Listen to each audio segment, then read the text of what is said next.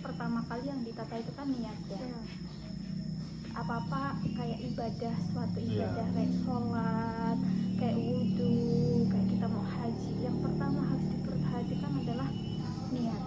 Jadi menyempurnakan sebagian iman dan agama kita.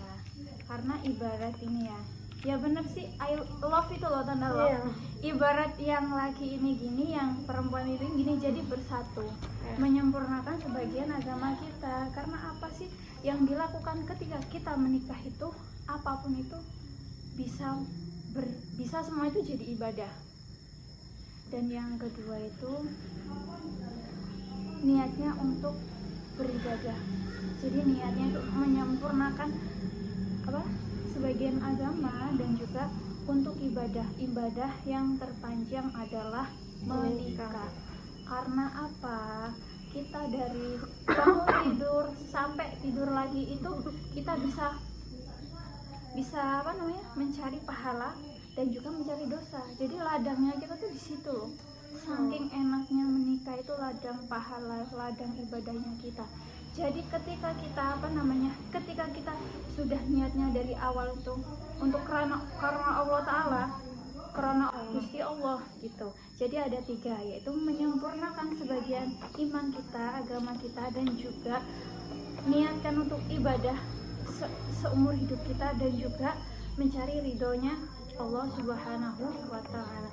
Karena apa? Ketika kita sudah niat seperti itu, dalam rumah tangga itu kan pasti ada kerikilnya toh, nggak mungkin hidup itu akan lurus terus. Ada ibarat kita mau mau kemana, ke Gisting aja ada tanjakan, ada belokan, ada jalan bagus, ada jalan jelek. Pas kita lurus aja, pernikahan itu ya adem ayem, alhamdulillah. Maka insya Allah ibadah kita, kalau niatkan untuk ibadah kita akan terus kenceng. Tapi ketika kita misalkan sudah salah niat, ada catin yang saya tanya itu, karena saya ingin membantu perekonomian keluarga atau membantu si cewek ini dalam perekonomian. Ya kalau kamu mapan terus ibaratnya, ikhlas deh. Bener nggak? Kalau kamu mapan terus, atau sekarang itu dia kerja, apalagi sekarang mau uang 100.000 pun sehari aja bisa habiskan. Nggak ada artinya ibaratnya uang seperti itu.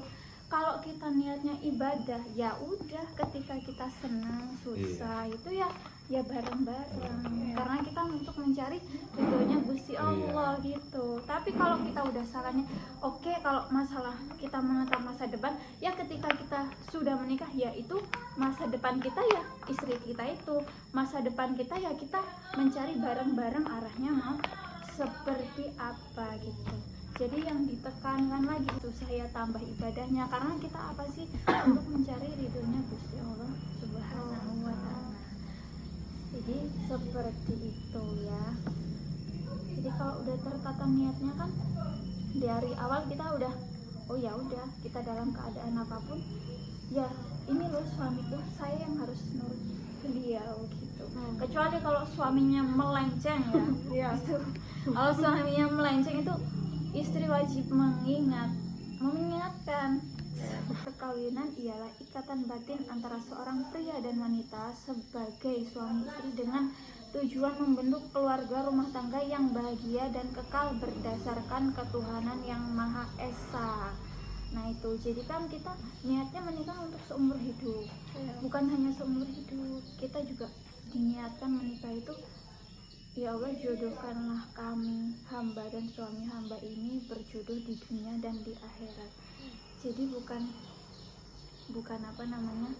bukan jodoh di dunia aja, tapi nanti istri saya yang akan menjadi bidadari di surga saya gitu, yang menemani saya di akhirat kelak nanti gitu. Jadi karena ya naudzubillah min dzalik ya Mbak, kita lihat di berita-berita itu banyak istilahnya perceraian, ada yang seumur jagung, ada yang ya itu berarti ya jodohnya sudah sampai di situ. Tapi ketika kita nanti sudah menikah lagi, semoga ini loh imam saya di dunia dan di akhirat gitu.